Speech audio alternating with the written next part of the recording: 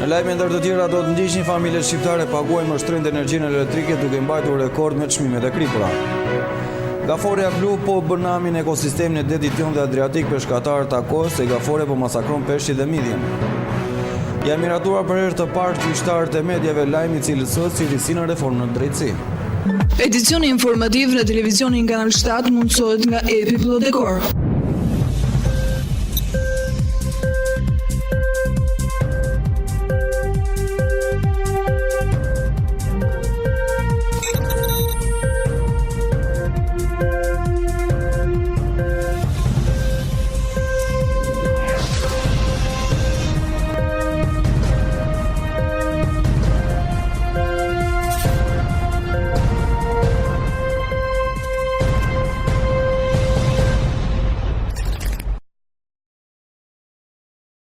Ju përshëndes të nderuar teleshikues të televizionit Kanal 7, jemi në edicionin informativ.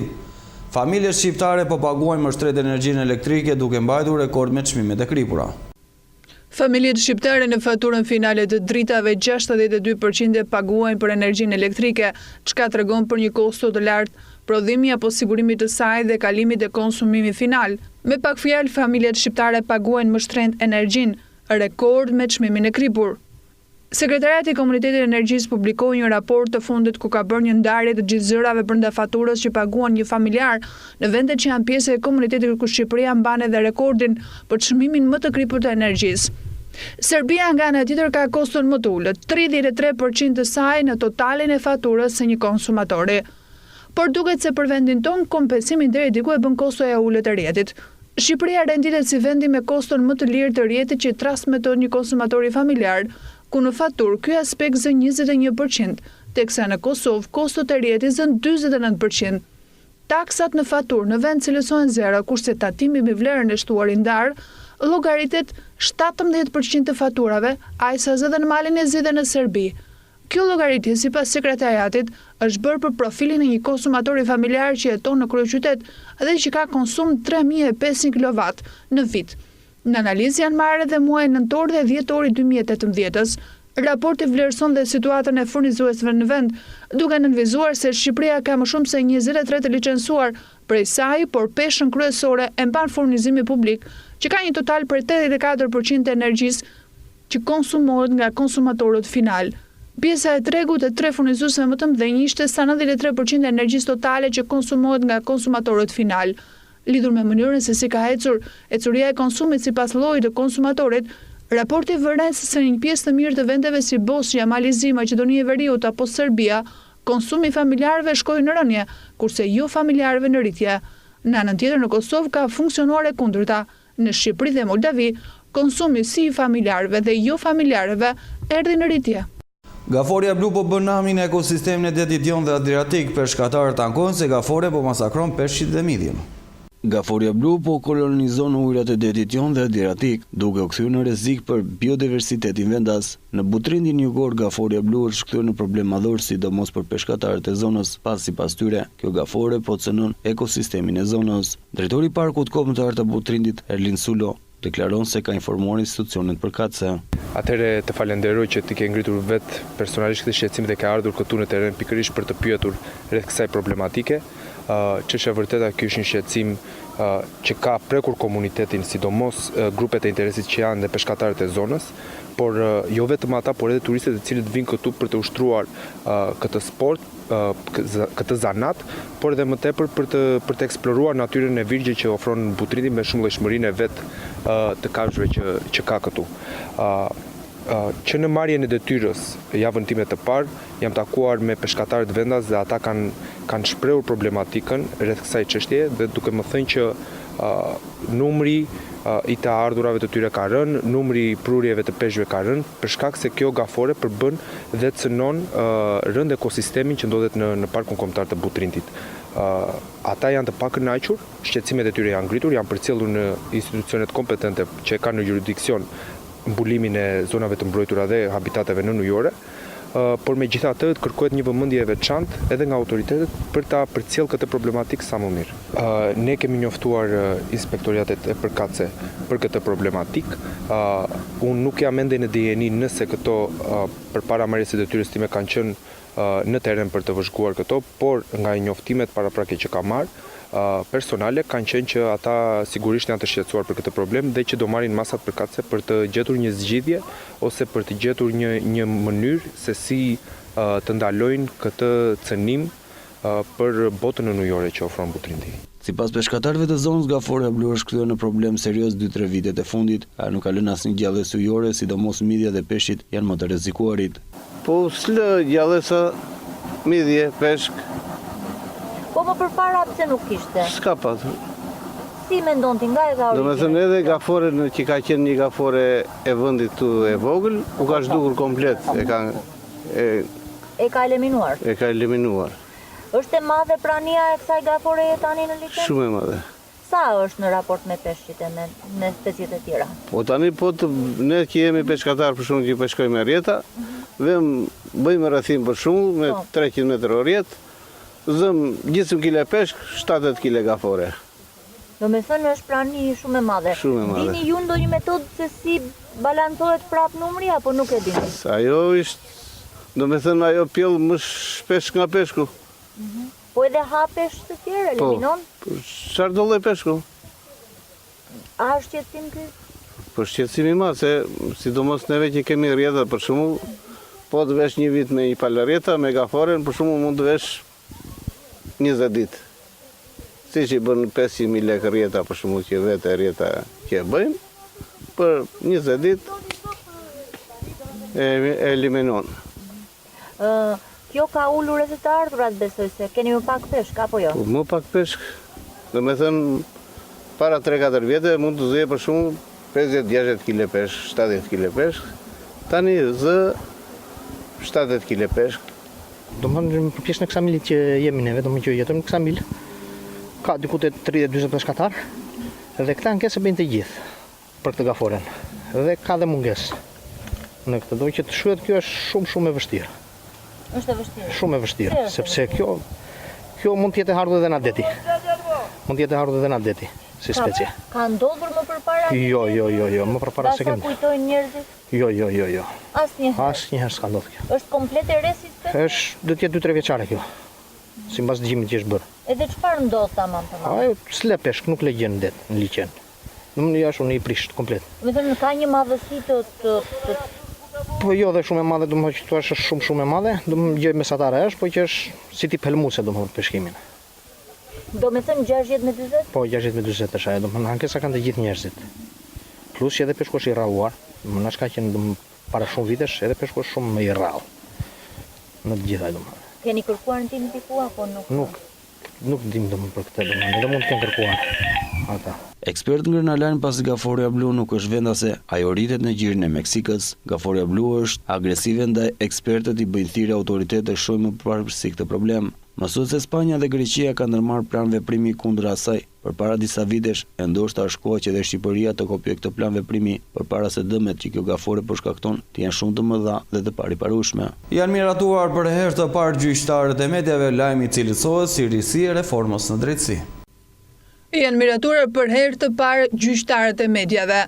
Kjo vjen si një nga risitë e reformës në drejtësi. Të martë Këshilli Lartë Gjyqësor zhvilloi mbledhjen për organet e qeverisjes së sistemit të drejtësisë, ku vendosi caktimin në pozicion për gjyqtarët për median dhe konkretisht Vojsava Osmana, juridiksioni i apelit Shkodër, Edira Petri, juridiksioni i apelit Tiranë, Desar Avdula, juridiksioni i apelit Durrës, Klodiana Gjyzari, juridiksioni i apelit Vlorë, Etleva Temu, juridiksioni i apelit Korçë, Anton Dimitri, juridiksioni i apelit Gjirokaster, Lindita Sinana, juridiksioni i apelit administrativ, Saida Dollani, juridiksioni i apelit për krime të rënda për gjykimin e veprave penale të krimit të organizuar dhe korrupsionit. Kjo ligje për rimedies se gjyqtarët për media do të ushtrojnë detyra në funksion të rritjes së transparencës në veprimtarinë gjyqësore si një element i rëndësishëm për shtetin e së drejtës dhe një garanci më tepër për një gjykim të drejtë. Drejtësia jo vetëm duhet të bëhet, por dhe të shihet që të bëhet një transparencë në mënyrë të veçantë karshi medias, thuhet ndër të tjera në njoftimin e KLG-s. Nëpërmjet transparencës dhe informimit të publikut, gjyqësori do të mund të evidentojë vlerat e gjyqtarëve, të lehtësojë ndërveprimin me publikun e të forcojë besimin e publikut në të si mbrojtës e interesit publik dhe i të drejtave të lirive themelore të individit. Vendimi sotën konfirmon angazhimin e Këshillit për vendosjen e marrëdhënieve të mira me mediat, duke marrë masat për të lehtësuar realizimin e misionit të tyre. Këshilli i Lartë Gjyqësor mban në konsideratë se komunikimi me media si një institucion social për të qenë efektive në shërbim të drejtësisë si komponent thelbësor për një shoqëri të lirë e demokratike, duhet jetë sa më i përqeshëm dhe profesional. Këshilli njeh dhe kontributin në lirinë e dhënies së informacionit të hapur dhe transparent për publikun, të shprehjes së lirë të mendimit dhe opinioneve, si themeli esencial i një shoqërie të hapur dhe demokratike, duke inkurajuar dhe formimin dhe shprehjen e mendimit të lirë kritik për vetë funksionimin e Këshillit dhe sistemit gjyqësor. Këshilli i Lartë Gjyqësor, në veçanti antarit caktuar për kryerjen e detyrave në lidhje me marrëdhënien me publikun, do të bashkëpunojë ngushtësisht me gjyqtarët e mediave për mbarvajtjen dhe marrëdhënien e gjyqësorit me publikun dhe mediat, me synim rritjen e transparencës dhe forcimin e besimit të publikut në sistemin gjyqësor. Përqendrohemi në këto momente në zhvillimin më të fundit që vjen nga rajoni dhe bota.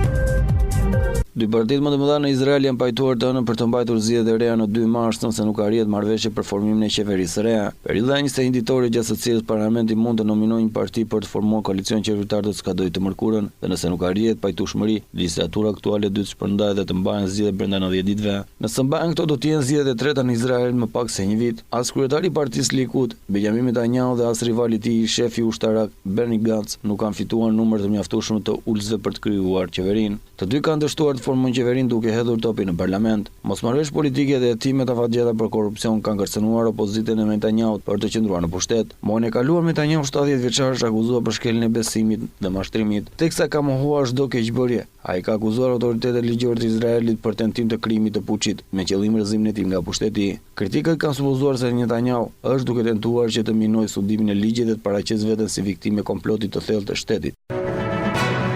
Sistemi i transportit në Francë është pezulluar dhe të hënën si pasojë një greve të përgjithshme kundër reformave të propozuara të pensioneve të presidentit Emmanuel Macron. Operatorët e Europortit paralajmëruan se trafiku do të prek rënd dhe vetëm 1/5 e trenave të shpejtë dhe 1/5 e shërbimeve kombëtare do të ishin funksionale. Sindikata kërkoi udhëtarëve të evitonin mbledhjen në statione dhe të përdorin mjete alternative transporti. Transporti publik në Paris po ashtu ndërpre 9 nga linjat e metros së qytetit të mbyllur dhe 5 prej tyre funksionale vetëm gjatë orëve të pikut. Protesta masive nisën të ende në 5 dhjetor me 800.000 njerëz që u tubuan në të gjithë vendin sipas qeverisë, duke bllokuar udhëtarët dhe duke detyruar mbylljen e shkollave.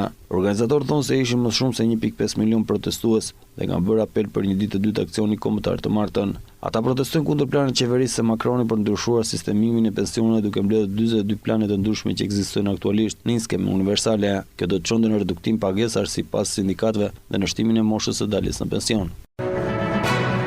Ministri i Jashtëm rus Sergej Lavrov do të takohet këtë të marrë me presidentin Donald Trump gjatë bisedimit tim në Washington me homologun amerikan Mike Pompeo. Sipas një njoftim të agjencisë së lajme Interfax që citon një burim të Ministrisë së Jashtme ruse, zyrtarët e shtëpisë së bardhë sinjalizuan se kontrolli i armëve do të kryesojë në ditës së bashku me diskutimi si në zbutjen e marrëveshjeve midis Washingtonit dhe Moskës për Sirinë dhe Ukrainën. Ideja për bisedimin duke se ishte hedhur nga presidenti rus Vladimir Putin javën e kaluar kur ai tha se Moska dëshiron të zgjasë pas një kush deri në fund të këtij viti traktatin e ri për kontrollin e armëve bërthamore START. Në samitin e fundit të NATO-s në Londër, presidenti Donald Trump tha se ishte ndjenjë të dëshirës së Moskës për të arritur një marrëveshje për kontrollin e armëve, por nuk dha hollësi. Presidenti Trump sugjeroi gjithashtu që negociatat mes SBA-s dhe Rusisë përfshin në një të armë edhe me Kinën, një fuqi bërthamore në rritje, por që nuk është palë marrëveshjes bërthamore të luftës së ftohtë.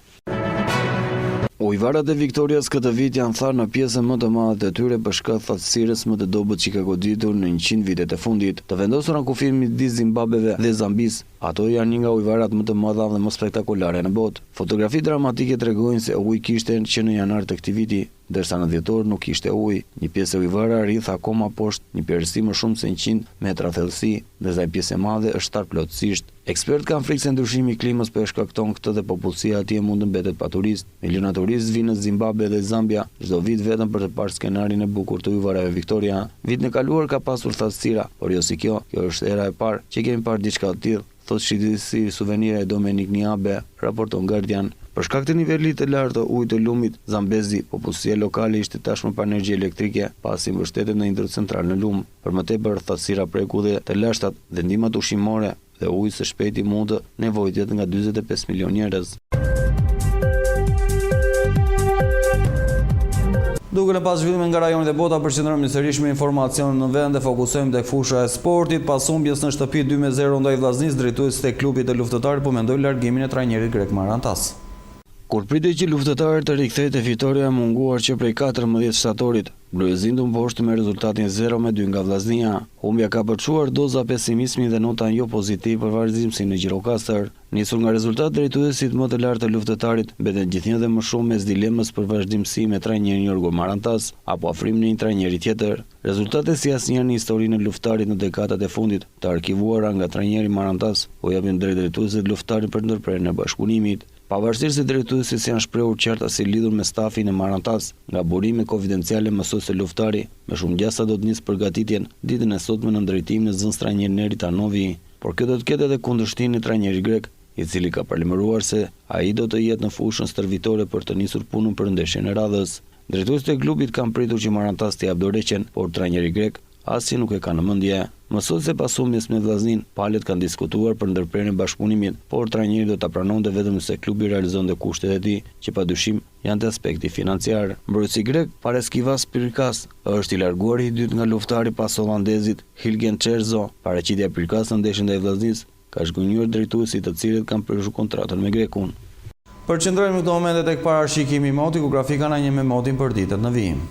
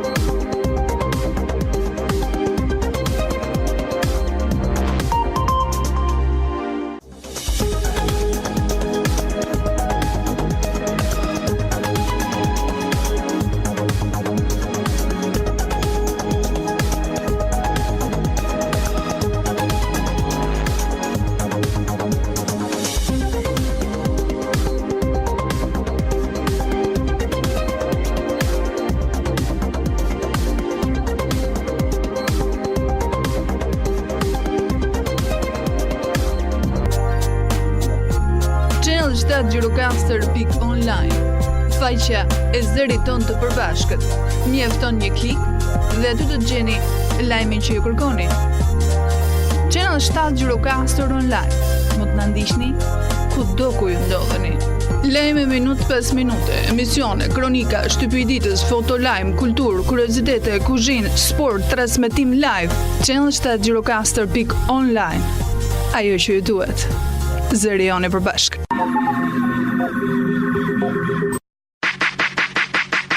Me parashikimin e motit kemi mbyllur këtë edicion informativ në shoqërinë e programit në vijim. Mirupafshim.